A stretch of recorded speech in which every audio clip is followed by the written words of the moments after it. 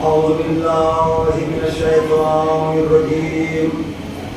بسم الله الرحمن الرحيم. الحمد لله رب العالمين والصلاة والسلام على أشرف الأنبياء والمرسلين وخاتم النبيين سيدنا ونبينا طبيب نفوسنا أبي القاسم محمد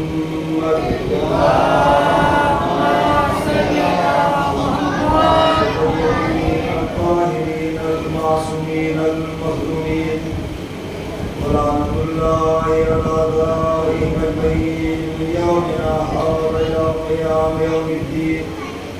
أما بعد فقد قال الله سبحانه وتعالى: بسم الله الرحمن الرحيم. ما آتاكم الرسول فخذوه وما نهاكم عنه فانتهوا واتقوا الله إن الله شديد العقاب.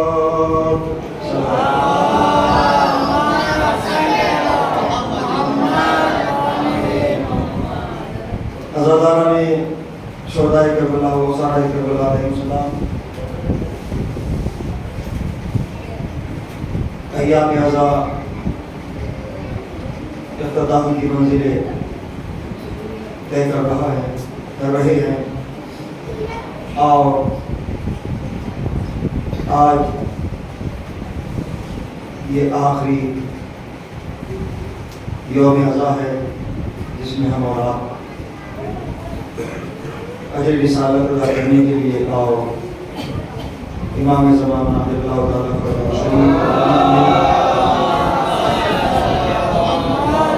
اور جناب سیدہ کی خدمت میں امام حسن عسکری علیہ السلام اور شہیدان کربلا کا قصہ پیش کرنے کے لیے جمع ہوئے ہیں. دعا کی جاتی ہے کہ پروردگار ذکر شہدائے کربلا وہ سرائے کربلا کے صدقے میں جہاں جہاں پر بھی عزادارہ نے شہدائے کربلا زندگی گزار رہے ہیں ہر اعتبار سے ان کی حفاظت فرما اور جو بیمار ہیں ان کو شفا عطا فرما، جو مقبول سے ان کا قرض عطا فرما. بالخصوص تقی ایرانی جو اس وقت ایڈمٹ ہیں ان کے لیے بھی آپ خاص طور سے دعا فرمائیں. باپ محمد و محمد اللہ ان کی جلد از جلد شفا کاملہ اور جو بھی حاجات رکھتے ہیں وہ فرش ادا پر بیٹھ کر اپنی اپنی حاجات بارگاہ خداوندی میں بہت پہلے محمد و محمد پیش کریں تو انشاءاللہ وہ دعائیں مستجاب ہوتی ہیں اگر خلوص کے ساتھ عقیدت کے ساتھ دعائیں کی جائیں. اس لیے کہ اللہ نے خود کہا ہے ادعونی استجب لکم، تم مجھ سے طلب کرو میں تمہیں عطا کروں گا. بس مانگنے کا ایک سلیقہ ہونا چاہیے، طلب کرنے کا ایک طریقہ ہونا چاہیے. دریائے عقیدت میں اور دریائے معرفت میں غوطہ زن ہو کر خالق کائنات کی بارگاہ میں ہم دعا کریں تو اس نے وعدہ کیا ہے کہ تم مجھ سے مانگو میں تمہاری دعا کو قبول کروں گا. ہم اپنی عبادات میں دعاؤں کو وظیفہ ضرور بنائیں، اس لیے کہ دعا بندگی بھی ہے اور دعا خدا سے ایک رابطہ بھی ہے. اس سے قریب ہونے کا بہترین راستہ دعا ہے. امام اول فرماتے ہیں الدعاء هو ترس المؤمن ومتى تقصر عن الباب يفتح لك. دعا مومن کی ڈھال ہے اور جتنا زیادہ دروازہ کھٹکھٹاؤ گے اتنا ہی جلدی کھلے گا. چھٹے امام فرماتے ہیں الدعاء هو ترس المؤمن، دعا مومن کی ڈھال ہے. الدعاء چوتھے امام ارشاد فرماتے ہیں الدعاء هو يرد البلاء، دعا بلاؤں کو رد کر دیتی ہے، یہاں تک کہ دعاؤں سے موت بھی ٹل جاتی ہے. چھٹے امام فرماتے ہیں علیکم بسلاح الانبیاء فقیل وما سلاح الانبیاء فقال الدعاء۔ امام فرماتے ہیں کہ تمہارے لیے ضروری ہے کہ تم اپنے جسموں کو سجا لو انبیاء کے ہتھیاروں سے۔ تو پوچھا گیا کہ مولا وہ انبیاء کے ہتھیار کیا ہیں؟ آپ نے فرمایا فقال الدعاء، آپ نے فرمایا وہ انبیاء کے ہتھیار دعا ہے۔ انسان جب چاروں طرف سے پریشانیوں میں مبتلا ہو جاتا ہے تو پھر اس کے لیے ایک بہترین راستہ وہ دعا ہے۔ تو بہرحال ہمیں معرفت کے ساتھ اس کو وظیفہ بنانا چاہیے، دعائیں کرتے رہنا چاہیے، پہلے دوسروں کے لیے کی جائے پھر اپنے لیے کی جائے تو دعا۔ لیکن یہ بھی حقیقت ہے کہ جن میں معصوم کونین کا واسطہ ہی نہ ہو، اہل بیت کا واسطہ ہی نہ ہو، تو وہ دعا نہیں ہے، وہ دعا نہ عبادت ہے بلکہ دعا عادت ہے۔ جس میں معصوم کونین کا واسطہ ہو جائے تو وہ دعا عبادت بھی ہے اور وہ دعا قبول بھی ہو جاتی ہے۔ جن میں زہرا کا واسطہ ہی نہ ہو، جن میں زہرا کا واسطہ ہی نہ ہو، ان دعاؤں سے فائدہ کیا ہے؟ ان دعاؤں سے فائدہ کیا ہے؟ تو الحمدللہ ہمارے پاس ایک نہیں دو نہیں بلکہ اپنی دعاؤں کی قبولیت کے لیے 14 وسیلے ہیں، 72 وسیلے ہیں، 5 وسیلے ہیں۔ آئیے بہت اختصار کے ساتھ، چونکہ موسم کی وجہ سے بھی تھوڑا قدر تاخیر ہوئی اور جلوس اضحیٰ بھی برآمد ہونا ہے، مجھے اس کا بھی خیال رکھنا ہے۔ آخری دن ہے اضحیٰ کا اور جب یہ سورج اضحیٰ کا غروب ہو جائے گا پھر عید زہرا کی مناسبت سے بھی ایک مختصر سی محفل اور جشن کا انعقاد مغربین کے فوری بعد ہوگا اور اس کے بعد میں انشاءاللہ آپ سے اجازت چاہوں گا۔ انشاءاللہ آپ سے بھی میں دعاؤں کا طالب ہوں، میرے حق میں بھی آپ دعا فرماتے رہیے گا اور مجھے صلاح ہوں آپ کے حق میں انشاءاللہ دعا کرتا رہوں گا۔ ایک سلوات پڑھ دیں بآواز بلند۔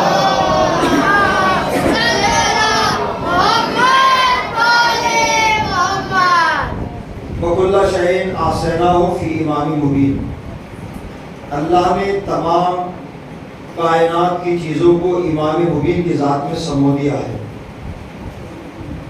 میں نے عرض کیا تھا کہ امام مبین کی ذات میں تمام چیزوں کے سمونے کا مطلب کیا ہے؟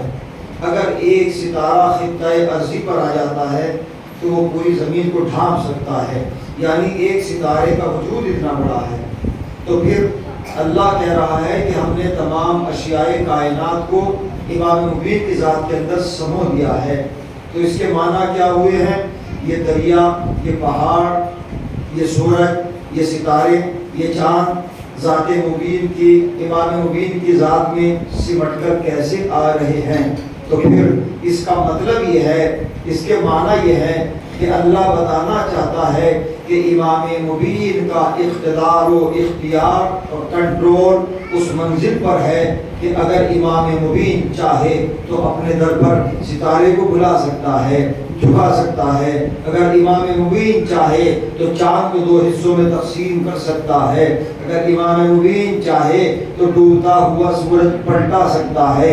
امام مبین چاہے تو اس کا کمال اس منزل پر پہنچ جاتا ہے کہ وہ بہتے ہوئے دریا پر مسلح کو بچھا کر آبروئے بندگی کو معراج عطا کر دیتا ہے۔ تو یہ امام مبین کا اقتدار ہے، ابتدا سے اور انتہا تک سب کے صفات و کمالات ایک ہیں، سب کا کردار ایک ہے، سب کی سیرت ایک ہے، ابتدا سے انتہا تک افضل کائنات ہیں ائمہ معصومین علیہم الصلاۃ والسلام۔ اور اسی وجہ سے کیونکہ یزید جانتا ہے کہ میں پوری دنیا سے بیعت لے لوں، لیکن مین جو سپر مین ہے وہ حسین ابن علی ہے، ایک ہی امام مبین کی ذات ہے جو اس وقت اگر ان سے بیعت لے لی جاتی ہے تو پھر مجھے کسی سے بیعت لینے کی ضرورت نہیں ہے۔ بڑی بڑی ٹیم بلائی گئی تھی، بہت سے ممالک سے بڑے بڑے عہدیداروں کو بلایا گیا تھا، سب یزید کے ہاتھ پر بیعت کر رہے تھے، یعنی اہل باطل کے ہاتھ پر بیعت کر رہے تھے۔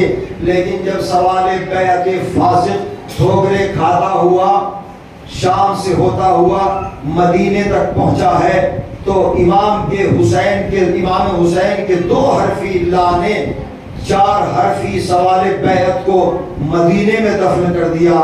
کہا کہ یہ کیسے ممکن ہے؟ لا یبایع مثلی مثلہ، مجھ جیسا اس جیسے کی بیعت نہیں کر سکتا۔ حسین نے یہ نہیں کہا کہ میں یزید کی بیعت نہیں کروں گا، میں یزید کی بیعت نہیں کروں گا۔ اگر حسین یزید کا نام لیتے اور اپنا ذکر کرتے تو پھر یہ فقرہ صرف سن 61 ہجری تک محدود ہو کر رہ جاتا، یعنی یزید جب تک تھا تو یہ امام کا جملہ بھی تب تک تھا، پر امام حسین نے اس جملے میں نہ یزید کا ذکر کیا، صرف اشارہ ہے لا یبایع مثلی مثلہ، مجھ جیسا اس جیسے کی بیعت نہیں کر سکتا۔ یعنی حسین بتانا یہ چاہ رہے ہیں کہ قیامت تک کے لیے میں ایک میسج دے کر جا رہا ہوں کہ جس میں مجھ جیسا کردار پایا جائے گا، مجھ جیسی سیرت پائی جائے گی، مجھ جیسا حوصلہ پایا جائے گا، وہ اس جیسے قیامت تک کے لیے فاسق و فاجر کی بیعت نہیں کر سکتا۔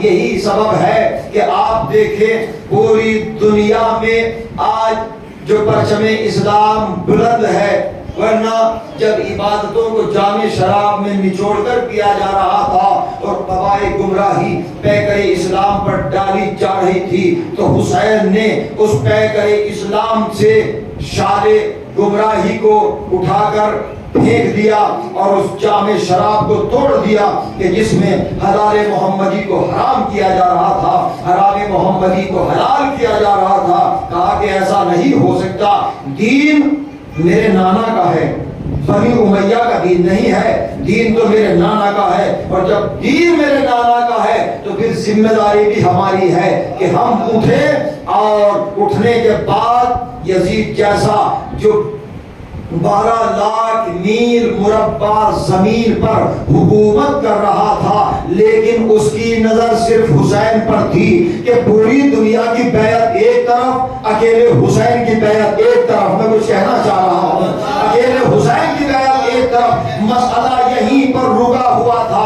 پڑھے لکھے حضرات موجود ہیں، مجھے کوئی پریشانی نہیں ہوگی بات پہنچانے میں۔ یعنی یزید کے پاس بڑی بڑی طاقتیں تھیں، 12 لاکھ میل مربع زمین پر یزید حکومت کر رہا ہے، پر اس کے پیش نظر ایک ہی ذات ہے، وہ ابو طالب کا پوتا ہے، علی کا بیٹا ہے، وہ حسین ہے۔ یعنی یزید جانتا ہے کہ دنیا میں جتنے بھی بڑے بڑے عہدیدار ہیں ان کا حسین کے سامنے کوئی وجود نہیں ہے۔ اگر ایسا نہ ہوتا تو پھر حسین ہی سے مطالبہ بیعت کیوں ہوتا؟ سب کو بلایا گیا، سب بیعت کر رہے تھے، تو پھر کہہ دینا چاہیے تھا کہ آپ کے ہاتھوں پر تو بہت سے لوگوں نے بیعت کی ہے، بہت سے ملکوں نے بیعت کی ہے، حسین ہی سے بیعت کا مطالبہ کیوں ہے؟ لیکن یزید کہہ رہا ہے، یزید جانتا ہے کہ جو میں حسین کے بارے میں جانتا ہوں وہ تم نہیں جانتے۔ میرا باپ علی کے بارے میں جانتا ہے، میں حسین جانتا تھا، میں حسین کے بارے میں جانتا ہوں۔ علی دنیا کا وہ واحد سپر مین ہے کہ جو انسانیت، شجاعت، بلندی، معراج، حقیقت، صداقت میں افضل و اعلیٰ، کائنات میں حسین جیسا کوئی انسان نہیں ہے، حسین جیسا بہادر کوئی نہیں ہے۔ بس حسین سے اگر ہم نے بیعت کو لے لیا تو پھر ہم کامیاب ہو جائیں گے۔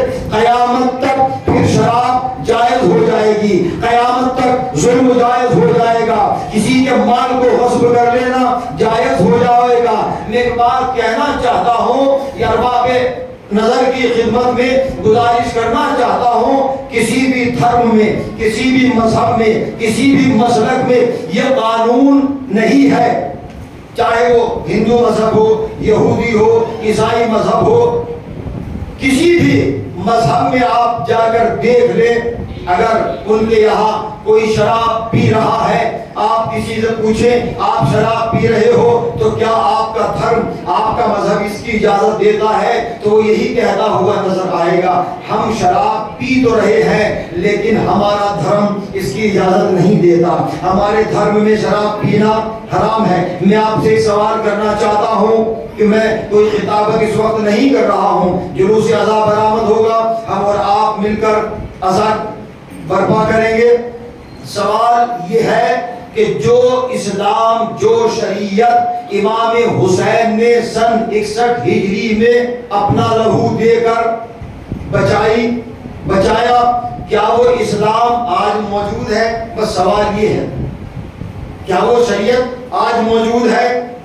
تو پھر ظاہر ہے ہر انسان کہے گا کہ بے شک وہ شریعت موجود ہے، لیکن سوال یہ ہے کہ سن 61 ہجری سے پہلے شراب پی جا رہی تھی، اب بھی شراب پی جا رہی ہے۔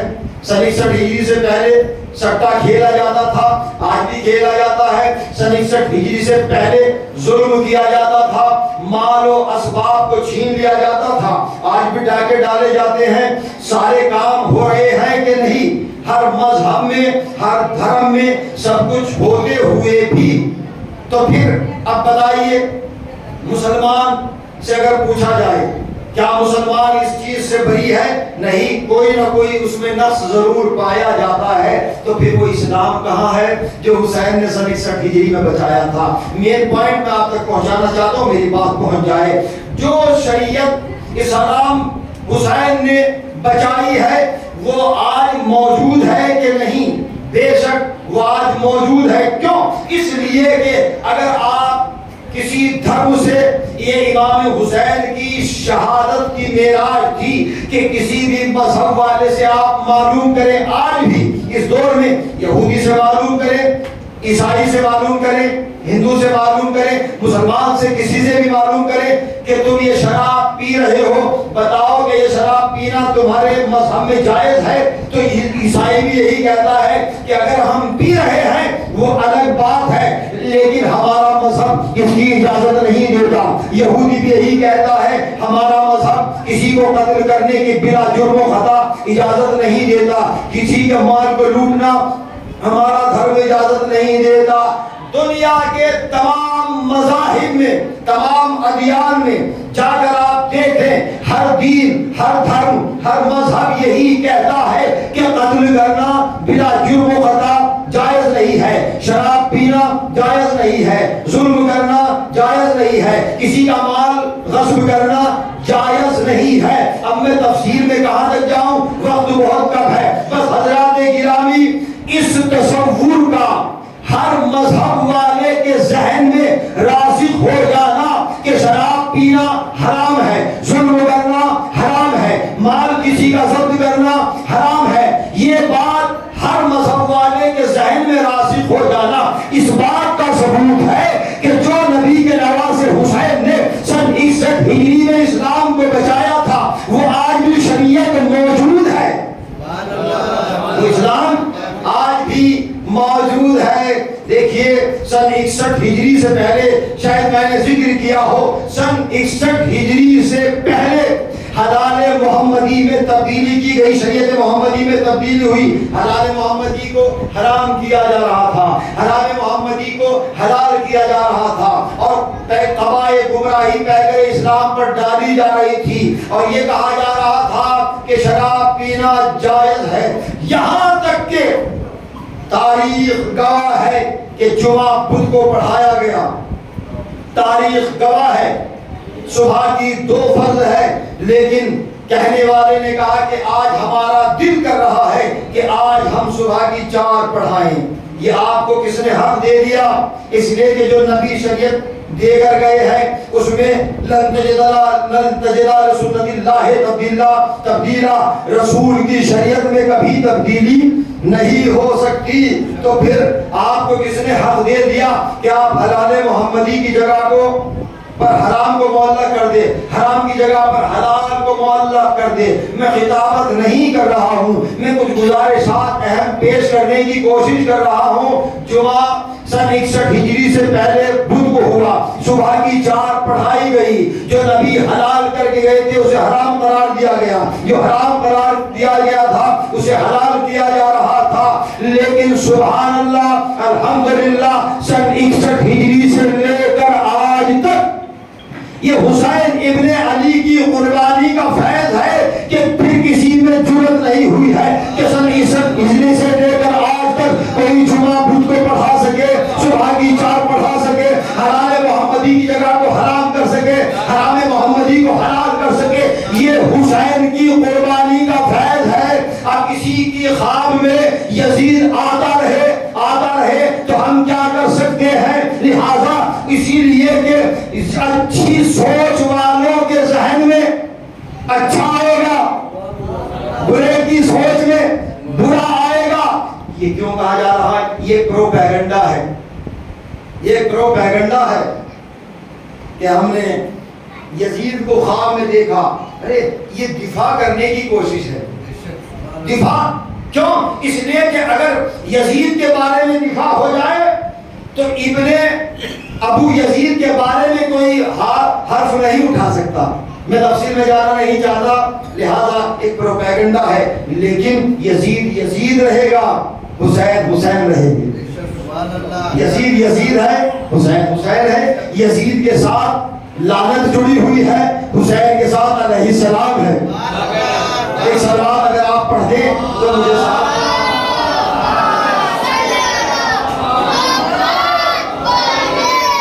دیکھیے، مجھے کہنے کی ضرورت تو نہیں ہے، تو ہم سب جانتے ہیں کہ سلوات پڑھتے ہوئے قریب آ جائیں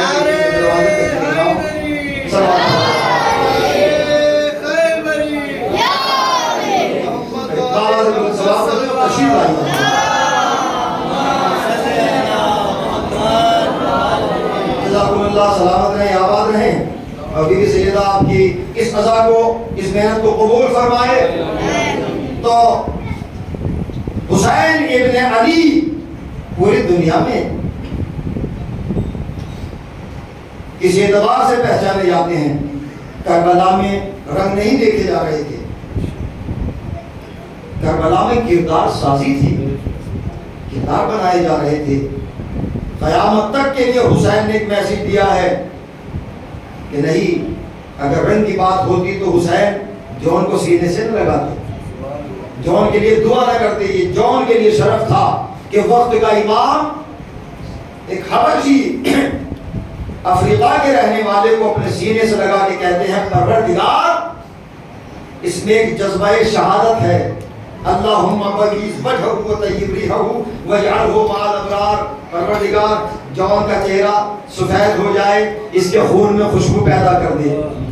اور جب دریائے معرفت حسین میں ڈوب کر آ گیا تو پھر پہلا گناہ کیا تھا، لیکن حسین کریم ابن کریم ہے۔ پھر حسین نے حر کو سینے سے لگا کے کہا، حر تیری ماں نے تیرا کتنا اچھا نام رکھا ہے، تو دنیا میں بھی آزاد ہے، آخرت میں بھی آزاد ہے۔ یعنی اتنا پہلا گناہ، بڑا گناہ کرنے والا، لیکن ہم کریم ابن کریم کے ماننے والے ہیں۔ حسین ابن علی وہ ذات ہے کہ جنہوں نے حر جیسے گستاخ کو اس منزل تک پہنچا دیا کہ جس نے سب سے پہلے جام شہادت نوش کر کے سب سے پہلے جام کوثر حاصل کر لیا ہے۔ بس معرفت کی منزل ہے، حسین کو سمجھنا ہوگا، کربلا کو سمجھنا ہوگا۔ رہ گئی موت فنا تک، وہ بقا تک پہنچا۔ رہ گئی موت فنا تک، وہ بقا تک پہنچا۔ موت کو مار کے شبیر خدا تک پہنچا۔ صلوات محمد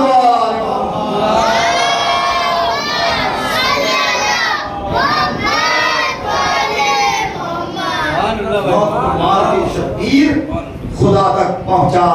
تو حسین کو سمجھنا ہوگا۔ دنیا اگر حسین کو سمجھ جائے تو یہ 72-73 کا معاملہ ہی ختم ہو جائے، یہ آتنکواد کا وجود ہی ختم ہو جائے۔ ضرورت ہے کربلا کو سمجھنے کی۔ جس نے کربلا کو سمجھ لیا اس کی سمجھ میں کعبہ بھی آ جائے گا، اس کی سمجھ میں عبادات بھی آ جائیں گی، اس کی سمجھ میں رسول بھی آ جائیں گے۔ کیوں؟ اس لیے کہ نبی اور حسین، حسین منی تو انا من الحسین، میں حسین سے ہوں، حسین مجھ سے ہے۔ یہ پیغمبر اسلام کی جو حدیث ہے یہ صرف اہل تشیع کی کتابوں میں نہیں ہے بلکہ اہل تسنن کی کتابوں میں بھی بکثرت موجود ہے۔ حسین مجھ سے ہے اور میں حسین سے ہوں۔ آپ سنتے رہتے ہیں نظریہ نبی کا کیا ہے، نبی بتانا چاہتے ہیں کہ جو میں ہوں وہ حسین ہے، جو حسین ہے وہ میں ہوں۔ جس نے حسین سے محبت کی اس نے مجھ سے محبت کی، جس نے مجھ سے محبت کی اس نے خدا سے محبت کی، اور جنت اسی کے لیے بنی ہوئی ہے کہ جو اللہ سے محبت کرتا ہے، اللہ سے وہی محبت کرتا ہے جو حسین سے محبت کرتا ہے۔ آج آپ یہاں پر جمع ہے، مختلف مقامات سے تشریف لائے ہیں، لیکن یہ ذکر حسین کا فیض ہے کہ جو دوریوں کو قربتوں میں بدل دیتا ہے۔ کوئی کہیں کا رہنے والا ہے، کوئی کہیں کا رہنے والا ہے، بس اگر ہمیں کوئی شاید جوڑ کر رکھ سکتی ہے تو وہ فرش عزا ہے، تو ہمیں اس کی حفاظت کرنا ہوگی، ہمیں اپنے نسلوں کو دیکھنا ہوگا، ہم اپنے بچوں کو صحیح طریقے سے، بس آسان طریقہ اپنے بچوں کو صراط مستقیم پر گامزن رکھنے کا بہترین طریقہ یہ ہے کہ روزانہ ان کے دلوں میں 14 معصومین کی ولایتوں کے چراغ روشن کرتے رہو، تو پھر انشاءاللہ منزل کامیابی تک پہنچ جائے گی۔ آئیے پروردگار عالم ہم سب کی اس عزا کو منزل قبولیت تک پہنچائے۔ میں کوئی خطابت نہیں کر رہا ہوں، میں تو صرف گزارشات کر رہا ہوں۔ میرے چھوٹے بھائیوں، جوانوں، نوجوانوں، ضرورت ہے پھر کسی موقع پر آؤں گا انشاءاللہ، تو پھر سلسلہ خطابت کا ہوگا یا کسی بھی موقع پر، لیکن میں درخواست گزارش کرنا چاہتا ہوں کہ آپ اگر اپنے معاشرے کو ترقی دینا چاہتے ہیں تو اس میں صلہ رحم کا خیال رکھنا بہت ضروری ہے۔ صلہ رحم کے معنی توجہ چاہ رہا ہوں، میں کوئی نقطے بیان نہیں کر رہا ہوں، اگر میں چاہوں تو اس وقت نعرے بھی بلند ہو سکتے ہیں، آپ بول بھی سکتے ہیں اور اتنا بول سکتے ہیں کہ مجھے بھی بولنے نہ دیں، لیکن میں گزارش یہی کر رہا ہوں 2-3 منٹ کے اندر کہ صلہ رحم کو قائم کیجیے گا۔ صلہ رحمی اپنے اعزاء و اقارب کو دیکھنا کہ وہ کس حالت میں زندگی گزار رہے ہیں، ان کو ہماری اگر ضرورت ہے، وہ الگ بات ہے کہ وہ آپ سے نہ کہیں، ان کا ضمیر آپ سے کہنے نہ دے، لیکن آپ کو اگر معلوم ہے کہ ہمارا فلاں رشتہ دار اس کو ضرورت ہے تو پھر ہم پر واجب ہے کہ ہم اس کی ضرورت کو پورا کریں، اس لیے کہ قرآن نے کہا ہے وَآتِ ذِی الْقُرْبَىٰ حَقَّهُ کہ اپنے رشتہ داروں کو ان کا حق پہنچا دو۔ کہیں ایسا نہ ہو کہ رشتہ دار پریشانی کی حالت میں رہیں اور ہم عیش و عشرت کی زندگی گزارتے رہیں، تو گویا ہماری عیش و عشرت کی زندگی گزارنے کے معنی یہ ہے کہ ہم ان کے حق کو کھا رہے ہیں، ہم ان کے حق کو استعمال کر رہے ہیں۔ نہیں، کیوں؟ ہم مولا علی کے ماننے والے ہیں، کریم ابن کریم کے ماننے والے ہیں، ان کے ماننے والے ہیں کہ دن میں فاطمہ زہرا روٹیاں بناتی ہیں اور شب کے اندھیرے میں کائنات کا امیر، غریبوں کا پالنہار، یتیموں کا پالنہار اپنی پشت پر کھانے کو لاد کر، روٹیوں کو لاد کر راستے میں کوفے کی گلیوں میں جاتا ہے اور دق الباب کرتا ہے، اندھیرا ہے، لیکن جب آنے والے نے دروازہ کھول کے پوچھا ہے کہ آپ کون ہے جو ہماری خبر گیری کر رہے ہیں، جو ہمیں اس وقت کھانا کھلا رہے ہیں، تو امام کا جملہ قابل غور ہے۔ پھر ہمیں سمجھنا ہے کہ کس مولا کے ہم ماننے والے ہیں، دعویٰ کرنا اور ہے لیکن اس کو سمجھنا اور اس پر عمل پیرا ہونا اور ہے۔ تو میرے امام نے فرمایا کہ بھائی نام پوچھنے کی ضرورت نہیں ہے کہ میں کون ہوں، بس اتنا جان لے کہ ایک عبد خدا ہے، ایک خدا کا بندہ ہے جو اپنا فریضہ ادا کر رہا ہے۔ اپنے معاشرے کو، اپنے محلے کو اگر ہمیں خوشگوار رکھنا ہے تو پھر صلہ رحمی کو قائم کرنا ہوگا۔ صلہ رحمی کو زیادہ سے زیادہ ہم اپنے لیے جو پسند کریں دوسروں کے لیے بھی پسند کریں۔ دوسری چیز ہمیں بغض سے دور رہنا ہوگا، ہمیں حسد سے دور رہنا ہوگا، اس لیے کہ حسد ایمان کو ختم کر دیتا ہے، حسد سے انسان کا خون جلتا ہے، حسد سے انسان کی نیند ختم ہو جاتی ہے، اور حسد سے انسان کی ایج کم ہو جاتی ہے، اس کی عمر کم ہوتی چلی جاتی ہے۔ تو لہذا امام نے فرمایا کہ حسد جیسی بیماری سے دور رہو، اس تکبر جیسی بیماری سے دور رہو، اس لیے کہ تکبر انسان کی حیات کو گھٹا دیتا ہے، انسان کے چہرے سے نور کو ختم کر دیتا ہے، اور بغض لاسٹ میں سب سے بڑی بیماری یہ ہے، اس کا نقصان یہ ہے کہ اس کا ایمان ختم ہو جاتا ہے۔ جو کسی مومن کی ترقی کو دیکھ کر چلتا ہے اس کا ایمان ختم ہو جاتا ہے۔ تو اگر ایمان ہی نہ ہو تو پھر سجدہ کیسا ہے، ایمان ہی نہ ہو تو نمازیں کیسی، ایمان ہی نہ ہو، اگر ایمان ہی نہ ہو تو پھر عبادات کیسی۔ اب میں ایک فقرہ کہنا چاہتا ہوں سمیٹ کر کہ جہاں جہاں پر بغض و حسد، نفاق، تکبر، ریاکاری، مکاری، چاپلوسی یہ بیماریاں ہوں گی، وہاں حسینیت نہیں ہو سکتی، اور جہاں پر حسینیت ہوگی وہاں یہ بیماریاں نہیں ہوں گی۔ تو ہمیں ہی تو حق ہے کہ ہم کہیں کہ ہم حسینی ہیں۔ لبیک یا حسین آپ نہ کہیں گے تو کون کہے گا؟ کیا سقیفائی کہیں گے؟ یہ حق تو غدیریوں کو ہے۔ تھوڑا سا میرے ساتھ جڑ جائیں 2 منٹ کے لیے۔ یہ حق غدیریوں کے لیے ہے۔ لبیک آج پوری دنیا میں یہ آواز بلند ہو رہی ہے، الحمدللہ۔ میں نے عرض بھی کیا تھا کہ ابھی آپ، کیونکہ ورلڈ ریکارڈ تو ہمارے پاس ہے، سارے ورلڈ ریکارڈ ہمارے پاس ہیں، تو ایک ریکارڈ سب سے بڑا ابھی آنے والا ہے انشاءاللہ، آپ سن لیں گے، ابھی فائنل نہیں ہوا ہے۔ آدم سے لے کر اور آج تک، اور آج سے لے کر انشاءاللہ قیامت تک سب سے بڑا اجتماع جو آپ کے پاس ہے وہ کسی فرقے کے پاس نہیں ہے۔ میرے منبر سے کیا ہے، صلوات پڑھے گا محمد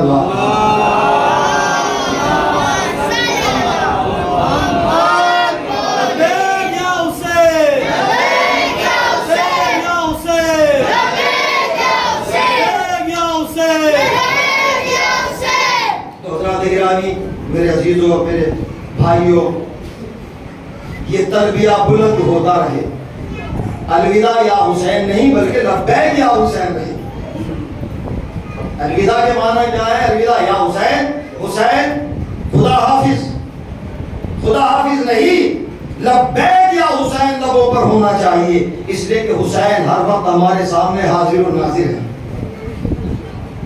اب ظاہر ہے ایک سلسلہ آنے والا ہے، اور یہ تو ہمارے لیے شرف ہے کہ ہمارے یہاں سلسلہ غم بھی ہے اور سلسلہ خوشی بھی ہے۔ لبیک یا حسین، لبیک یا حسین، اس کے معنی کیا ہے؟ میں نے عرض کیا تھا بہت پہلے کہ لبیک یا حسین، مولا ہم حاضر ہیں آپ کی بارگاہ میں۔ آخر میں اپنی بات کو سمیٹنا چاہتا ہوں، ظاہر ہے 25 منٹ مجھے ہو چکے ہیں تقریباً۔ آئیے مسائل منزل تک میں جانا چاہتا ہوں، لیکن آخر میں میری ایک بات کو ضرور ملاحظہ فرما لیں، اور میں پھر درمیان میں ایک اعلان کرتا چلوں کہ بعد مغربین انشاءاللہ عید زہرا کے حوالے سے چھوٹی سی جشن منعقد ہوگا، اور آپ سے گزارش یہ کی جاتی ہے کہ آپ اس میں بھی شرکت فرمائیں، اس لیے کہ امام فرماتے ہیں کہ ہمارا چاہنے والا وہی ہے جو ہمارے غم میں سوگوار رہے، ہماری خوشی میں اظہار مسرت کرے۔ صلوات پڑھے گا محمد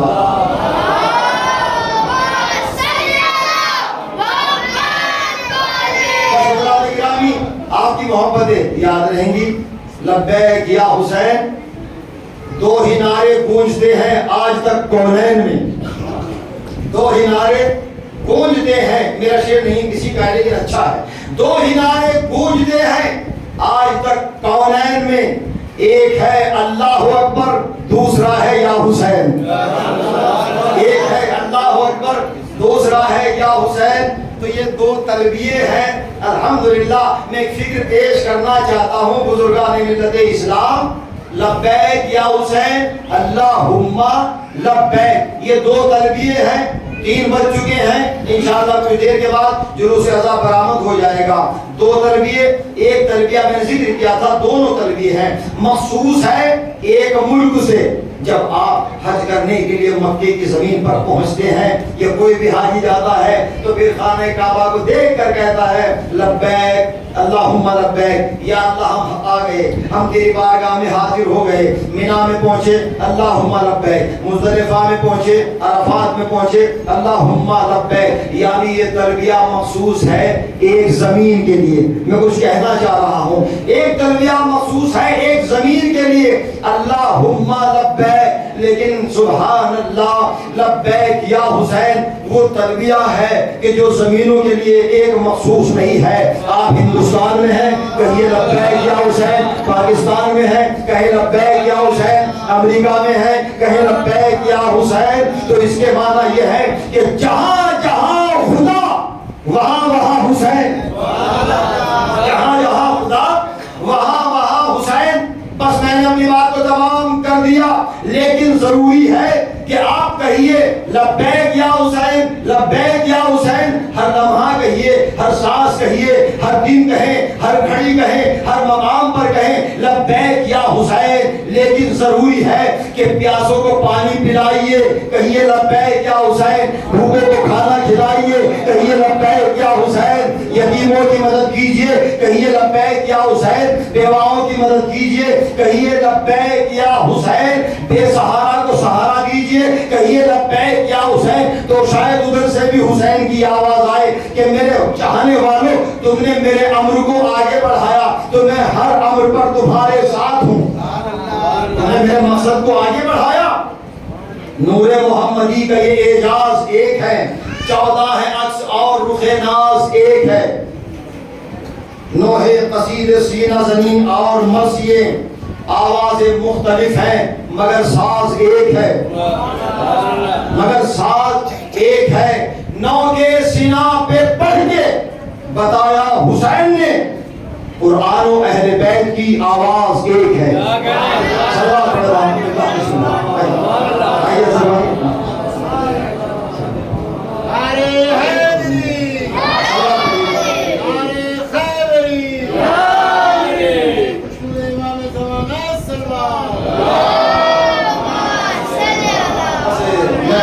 تمام کرنے جاتا ہوں قبلہ کے نظر پڑی تو بہرحال ان کے استقبال میں آپ ایک سوال اور ارشاد فرما دیں.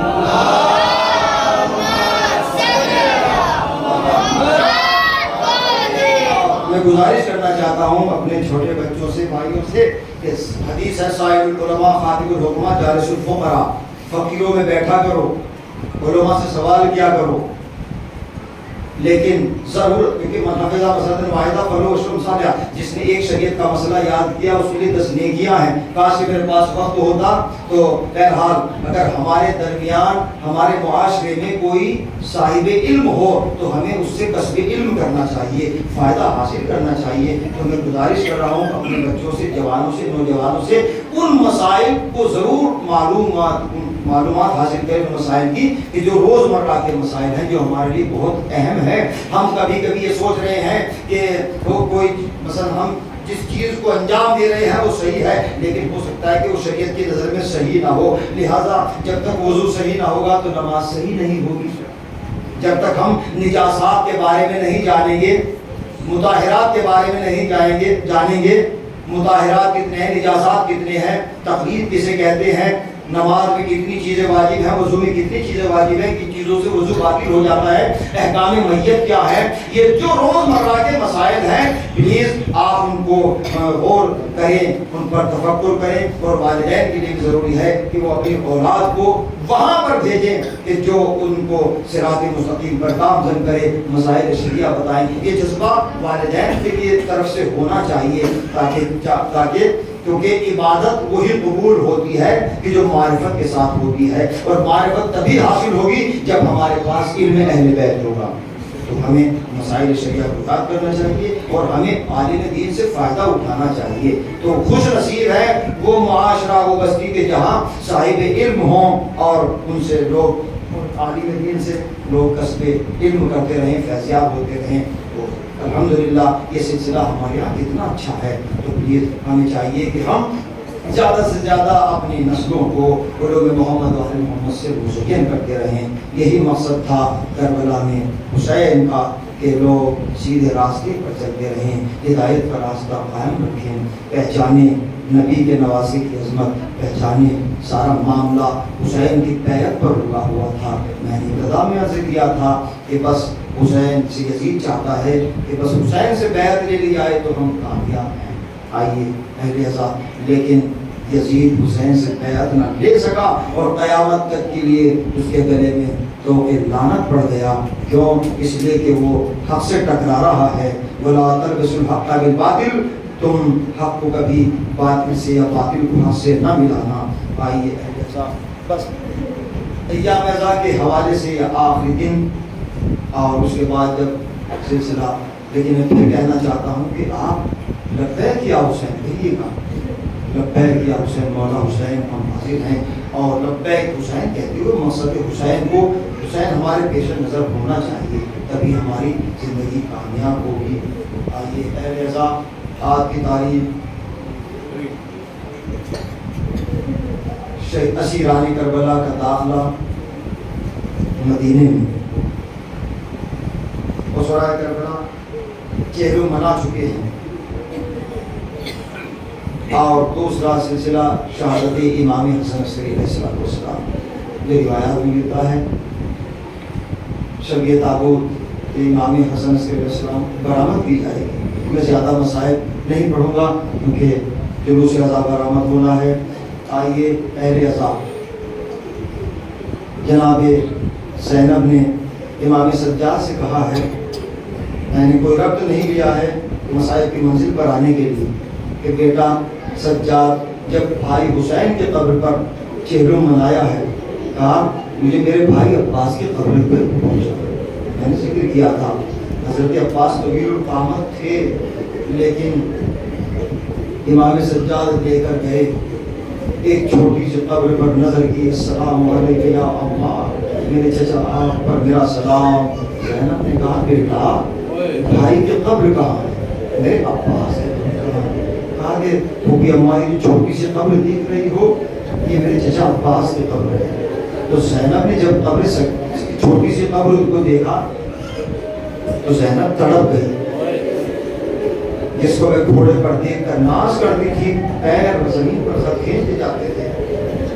آئے میرے عباس کی قبر اتنی چھوٹی, بیٹا کیا سبب ہے؟ کہا کہ اماں ہمیں اسیر کر کے لے جایا جا رہا تھا, تو 11 محرم کو میرے چچا عباس کی لاش کو پامال سونے اسپا دیا گیا, جس طرح جناب میرے قاسم کی لاش کو پامال کیا. کچھ لاشیں ہیں جن کو پامال کیا گیا ہے, ان لاشوں میں ایک لاش عباس بھی ہے. وہ بھی اماں 12 محرم کو میں کہا سے امامت آیا اور میں نے ٹکڑوں کو اٹھایا ہے, جمع کیا ہے, چھوٹی سی قبر بن گئی.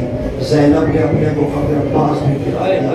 عزادارو, آج رونے کے لیے صرف اتنا ہی کہہ دینا کافی ہے کہ آج ایام ازہر کا آخری دن ہے. بس پھر آپ کہاں کوئی کہاں, سب عزادار اپنے اپنے امور میں دعا کیجیے گا جناب فاطمہ زہرا ایک ٹوٹی ہوئی بستیوں کے واسطے دے کر کہ تمام عزادار جہاں جہاں پر رہیں سلامت رہیں. اور میں مجھے یہاں پر ایک بہت ہی قدیمی شاعر کا ایک نوحہ ہے, آؤ ظہیر ایک مجلس ماتم کر کے بابا دل کھول کے رونے. آؤ ظہیر ایک مجلس ماتم کر کے بابا دل کھول کے رونے. کس کو خبر ہے اگلے برس کی ہم پہ محرم آئے نہ آئے, پیاسوں کے غم میں خون کے آنسو چشم محبت کیوں نہ بہائیں. اجرکم زہرا اہل عزا, آخر دن عزا کا آ گیا, ہم اور آپ پھر سے پرسہ دینے کے لیے جمع ہے. یا فاطمہ زہرا حق کے پرسہ تو ادا نہ کر سکے, ہاں کچھ نذرانے ہیں اشکوں کے, اگر آپ کے بارگاہ میں قبول ہو جائے تو یہ زخم حسین کا مرہم بن جائے. یا فاطمہ زہرا, یہ ہماری کامیابی کی منزل ہے. عزاداروں, بس اسیران کربلا چلے ہیں. آخر میں 2 جملے امام حسن عسکری علیہ السلام کے حوالے سے, اس لیے کہ شب تابوت برآمد ہوگی اور میں تفصیل کے ساتھ پوری شہادت بیان جو نہیں کر سکتا, لیکن آؤ اہل عزا آج آخری دن ہے تو پھر دل کھول کر غصہ دے دیا جائے۔ امام جعفر صادق فرماتے ہیں کہ جب کوئی عزادار میرے جد کی عزا میں مصروف رہتا ہے تو ہم بھی اس کے ساتھ مصروف عزا ہوتے ہیں۔ یہ عزاداروں کی عظمت بیان کی ہے کہ امام جعفر صادق علیہ السلام نے۔ جناب زینب کہتی ہے، ظاہر ہے جناب رباب قبر امام حسین پر بیٹھی ہیں، بھابھی مدینے نہیں چلو گی؟ کہا شہزادی آپ جائیے، آپ کے تو شوہر مدینے میں ہیں، میرا تو سہاگ بھی اجڑ گیا، میری ٹولی بھی اجڑ گئی، اللہ اکبر، میرا عسکر یہاں سو گیا، میری سکینہ کربلا میں، سکینہ زندان شام میں مر گئی، میں جا کر کیا کروں گی؟ لیکن زاداروں تھا صاحب مارکہ کربلا لکھتے ہیں اور آیت اللہ شارودی مقتل الحسین میں لکھتے ہیں کہ جب سرحد مدینہ پر اسیروں کا قافلہ قید سے رہا ہو کر پہنچا ہے تو امام سجاد نے بشیر سے کہا، چھنی علم دیا، علم دیا، کہا کہ بشیر مدینے میں جا کر مدینے کی گلیوں میں منادی کہ مدینہ کے رہنے کے قابل نہ رہا، علی کے بیٹے ابوبکر آ گئی، عزاداروں بی بی مولا ابو گلزم سوائے شہدائے کربلا ایک منزل تھی۔ جب بشیر منادی کر رہا تھا تو یہ آواز جناب ام البنین نے سنی۔ کیا بشیر منادی کر رہا ہے؟ قتل الحسین بکربلا، اللہ صبح الحسین بکربلا، حسین کربلا میں شہید کر دیے گئے۔ جیسے یہ سنا تو مرتبہ اپنے بیٹے فضل کو بھیجا، اپنے پوتے فضل کو بھیجا۔ یہ فضل کون ہے؟ عباس کے لخت جگر۔ آیت اللہ شارودی مقتل الحسین میں لکھتے ہیں 8 برس کا سن مبارک ہے جناب فضل کا، کہا کہ بیٹا معلوم کرو یہ کیسے ہو گیا؟ آئے ہیں فضل، رو کر کہا کہ تو تیرے بابا کا علم ہے، تیرے ہاتھ میں کیسے آیا؟ کہا کہ مجھے امام سجاد نے دیا ہے۔ ابھی باتیں ہو رہی تھی، روایت میں تفصیل میں نہیں جا سکتا اس وقت، باتیں ہو رہی تھی تو جناب ام البنین دروازے پر آئی اور آنے کے بعد کہا، بشیر میں نے سنا ہے کہ تو نے یہ نعرہ بلند کیا ہے قتل الحسین بکربلا۔ کہا ہاں، حسین کربلا میں شہید ہو گئے۔ بشیر مجھے یہ بتلا دے کہ جب حسین شہید ہوئے میرا عباس کہاں تھا؟ میرا بیان آسان ہے، آپ کا سن لینا بھی آسان ہے۔ میرا عباس کہاں تھا؟ تو بشیر نے کہا پہلے عباس شہید ہوئے، اس کے بعد حسین شہید ہوئے۔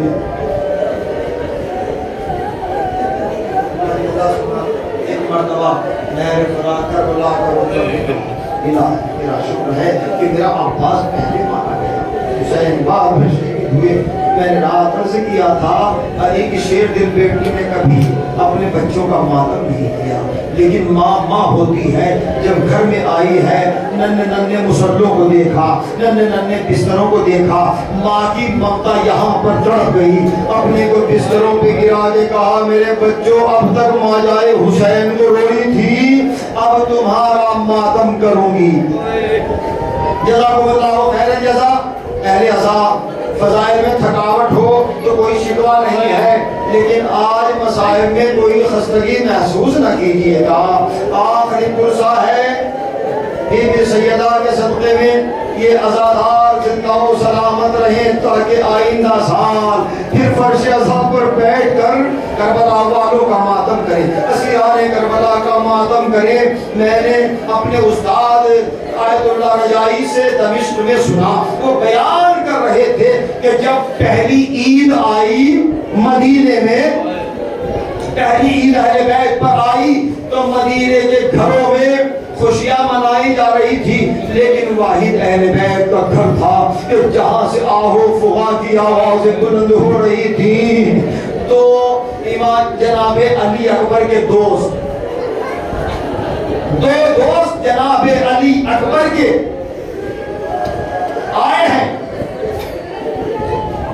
رب الباب کیا، جناب لیلا نے دروازہ کھولا.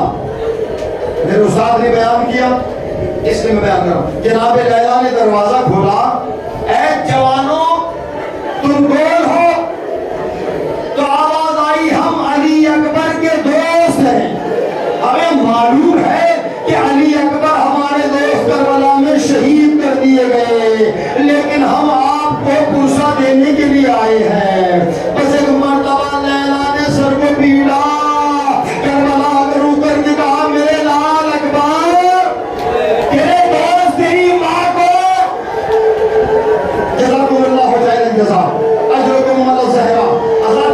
اگر آنکھیں اشک بار نہ ہو تو پھر بلند آوازوں سے گریہ کرنا چاہیے. امام رضا فرماتے ہیں میری جب دائے ماجدہ اس کے حق میں دعا کرتی ہے جو بلند آوازوں سے گریہ کرتے ہیں، اس لیے کہ ان کو بڑا سکون ملتا ہے. اللہ اللہ.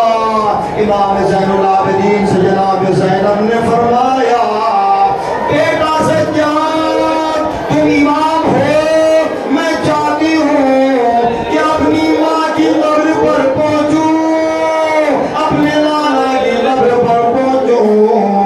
ملتا ہے کہ امام سجاد نے کہا بھوپی اماں.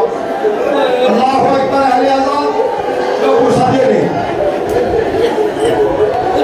سنیں آزاد. جناب زینب اس عالم میں پہنچی ہے، قبر رسول پر پہنچی. نانا آپ کے نواسی آ گئے.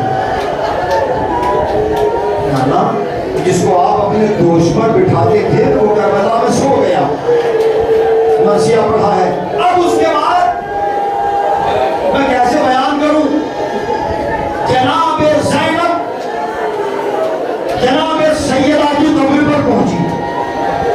مقدر لکھتے صاحب مالکہ کربلا نے لکھا کہ جناب زینب شاید دلوں تک جملے پہنچ جائے تو دل روتا ہے، آنکھیں روتی ہے. جناب زینب اس کنڈے کو لے کر گئی حسین کے جو چھلنی تھا. میں نے جملہ کہا ہے علی آزاد. قبر سیدہ پہ ڈال دیا، کہا اماں اماں آپ دربار میں گئی تھی تو آپ کے سر پہ چادر تھی. اماں میں دربار میں گئی تو میرے سر پہ چادر نہ تھی. اماں آپ دربار میں گئی تو آپ کے ہاتھ کھلے ہوئے تھے. اماں جب ہمیں دربار میں لے جایا گیا پسے قبر ہاتھ بندھے ہوئے. عجب نہیں قبر سیدہ نظریں لگی ہو، واہ غربتہ واہ مصیبتہ. میں کیسے بیان کروں؟ جناب زینب نے نہ جانے کتنی مجلسیں مدینے میں پڑھی، جگہ جگہ پر مجلسیں برپا ہوتی رہی اور آپ کربلا کے مصائب بیان کرتی رہی، کوفے کے مصائب بیان کرتی رہی، زندان شام کے مصائب بیان کرتی رہی. وہ حالات میں ہسٹری میں نہیں جا سکتا کہ کس بنا پر جناب زینب دوسری مرتبہ شام میں آئی اور وہیں پر آپ کی شہادت واقع ہو گئی. مجبور حالات ایسے بن چکے تھے کہ ان حالات میں جناب زینب کو وہاں پر رکنے نہ دیا گیا، جس کی بنا پر جناب زینب نہیں آ پائی وہاں پر. آئیے اہل عزا کتنی مظلومہ ہے جناب زینب. جناب ام البنین مادر عباس، بنین بیٹوں کو کہتے ہیں، ام البنین بیٹوں کی ماں، بیٹوں کی ماں. جناب زینب نے ایک مرتبہ تمام کر رہا ہوں میں اہل عزا. جناب زینب نے کچھ مخدرات عصمت کو جمع کیا. جمع کرنے کے بعد جناب ام کلثوم سے کہا بہن ام کلثوم، بہن ام کلثوم ہمیں مدینے کی عورتوں نے پرسہ دیا ہے، لیکن اماں ام البنین کے سارے بیٹے کربلا میں شہید ہو گئے، چلو ہم ان کو پرسہ دینے کے لیے چلتے ہیں. جناب زینب نے بیویوں کو جمع کیا اور جمع کرنے کے بعد ارے اتنی نہیں وہ لاغر ہے زینب، ہاتھ میں عصا لیا، ہاتھ میں عصا لیا، سر پہ ردا ڈالی ہے اور مخدرات عصمت کا یہ مختصر سا قافلہ جناب ام البنین کے گھر کے دروازے پر پہنچا. نقل الباب کیا گیا. جناب ام البنین نے محسوس کیا، جناب فضل کو بھیجا. یہ فضل عباس کی نشانی ہے. آپ کہتے ہیں السلام علیکہ یا ابا الفضل عباس، اے فضل کے بابا عباس آپ پر ہمارا سلام. تھک گئے ہیں آپ اہل عزا، لیکن میں پوچھنا چاہتا ہوں اسیران کربلا کب تک روکے رہے؟ امام سجاد کب تک روکے رہے؟ جب بھی سامنے پانی آتا تھا امام زین العابدین کربلا رک کر کے کہتے تھے قدموں کے لا ابھی اچھان، ہائے میرا بابا پیاسا مارا گیا، ہائے میرا بابا پیاسا ذبح کیا گیا. جناب زینب نے جب قربان کیا، جناب فضل آئے اور آنے کے بعد دیکھا کچھ خواتین ہیں، ان خواتین میں خاتون جس کی کمر چھپی ہوئی، سر پہ چادر، ایک ہاتھ پشت مبارک پہ رکھا ہوا، جا کر بیان کیا. اللہ اکبر. جناب ام البنین سے سارا واقعہ بیان کیا. جناب ام الفضل مادر ابو الفضل عباس تشریف لاتی ہیں دروازے پر اور ایک جملہ کہا جناب زینب سے مخاطب ہو کے کہ اے ضعیفہ آپ مجھے بتائیے کہ میں آپ کی کیا مدد کر سکتی ہوں، آپ کو کس شے کی ضرورت ہے. جناب زینب نے جیسے یہ جملہ سنا سر کو اٹھا کے کہا اما ام البنین، زینب کو نہ پہچانا، اما ہمیں مدینے کی عورتوں نے پرسا دیا، اما آپ کے چاروں بیٹے کربلا میں شہید ہو گئے، ہم آپ کو پرسا دینے کے لیے آئے ہیں. کاش آپ کے تصورات اس منزل پر پہنچ جائیں تو دل بھی روتا ہے، آنکھیں بھی روتی ہیں. ایک سیاہ چادر بچھائی گئی. آج میں دیکھ رہا ہوں کہ فرش عزا پر وہ عزا کا ایک فرش نہیں ہے. کیوں؟ اس لیے کہ پتلو کا گھرانہ اجڑ گیا. عزا خانوں کی رونقیں چلی جائیں گی. اللہ اکبر. بس آپ علیہ سلامت رہیں، آباد و شاد رہیں. بس ایک چادر سیاہ بچھائی گئی اور جناب ام البنین کو اس پر بٹھایا گیا. چاروں طرف سے بیویاں بیٹھی ہیں تاکہ پرسا دیا جائے. تو جناب زینب نے ایک جملہ کہا اما ہم آپ کو پرسا دینے کے لیے آئے ہیں. اما زینب کو بڑی پیاس لگی ہے، اگر تھوڑا سا پانی مل جائے. اتنا سننا تھا. جناب ام البنین مادر عباس نے فضل کو بلایا. واہ بتا بلانے کے بعد کہا میرے عباس کی نشانی آزادی بڑی پیاسی ہے، جتنا جلدی ہو سکے پانی کا انتظام کرو. یہ کہہ کر جناب ام البنین نے جناب فضل کے گوشت پر پانی سے بھری ہوئی مشک ڈالنے کے بعد کہا بیٹا جاؤ جلدی سے پانی لے کر آؤ، آزادی زینب بڑی پیاسی ہے. جیسے ہی عباس کے بیٹے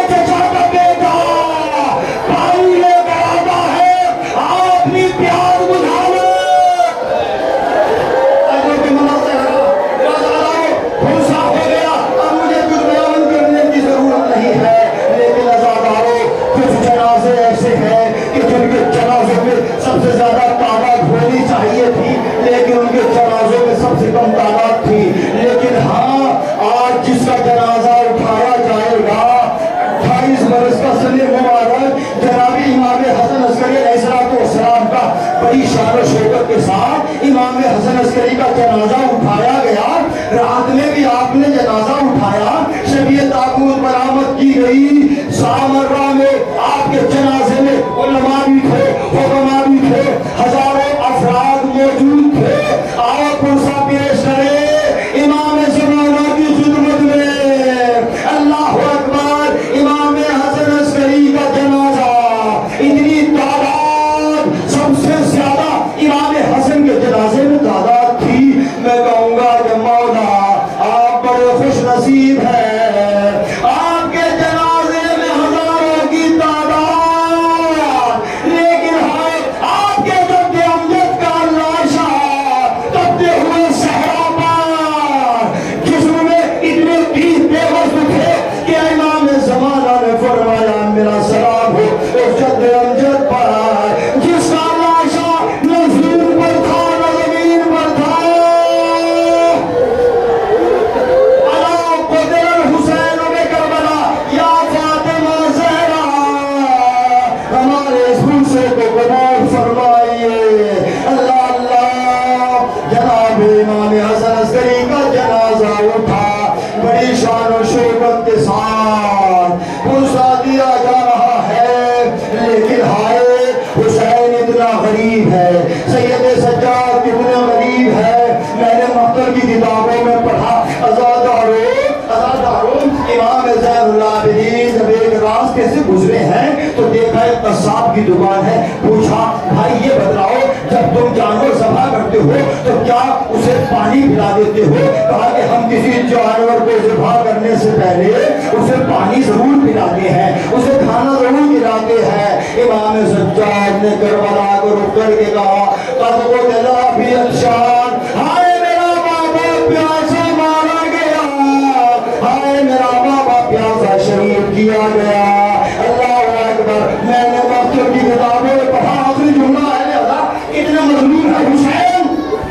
جب کسی جانور کو ذبح کیا جاتا ہے تو پہلے خنجر کی دھار کو دیکھ لیا جاتا ہے تاکہ رگے جلد بچ جائے, ذبیحہ کو تکلیف نہ ہو. لیکن واحد ہوگا کربلا میں تو منظر بدلا ہوا تھا. ایک مرتبہ جب شبر ملعون نے خنجر کو اٹھایا تو اس میں تھا تھی, پتھر کو اٹھایا, پتھر کو تھا پہ مارنے لگا تاکہ کن خنجر ہو جائے. جتنی مرتبہ امام زین العابدین نے فرمایا جب مجلس پڑھ رہے تھے مدینے میں, جتنی مرتبہ میرے بابا کے جسم پر پشت گردن پر شبر کا گند خنجر چلتا تھا, اتنی مرتبہ میرے بابا کا جسم کانپ جاتا تھا.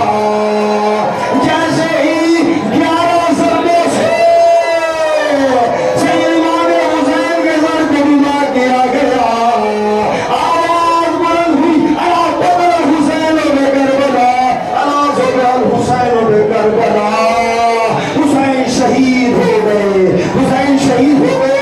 عزادار امام زمانہ کی خدمت میں پرسہ پیش کیا جاتا ہے, رسول کی خدمت میں پرسہ پیش کیا جاتا ہے.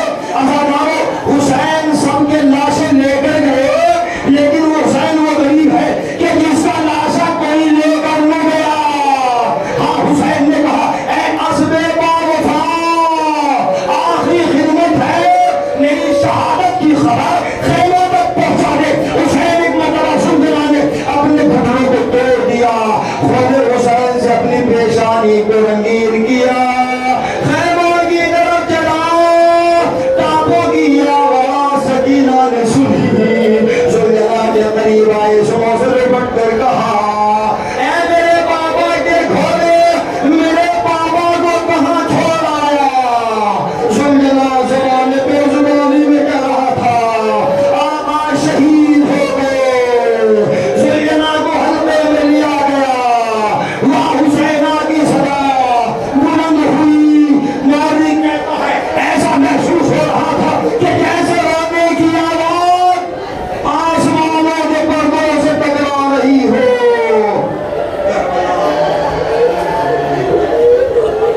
فاطمہ حسین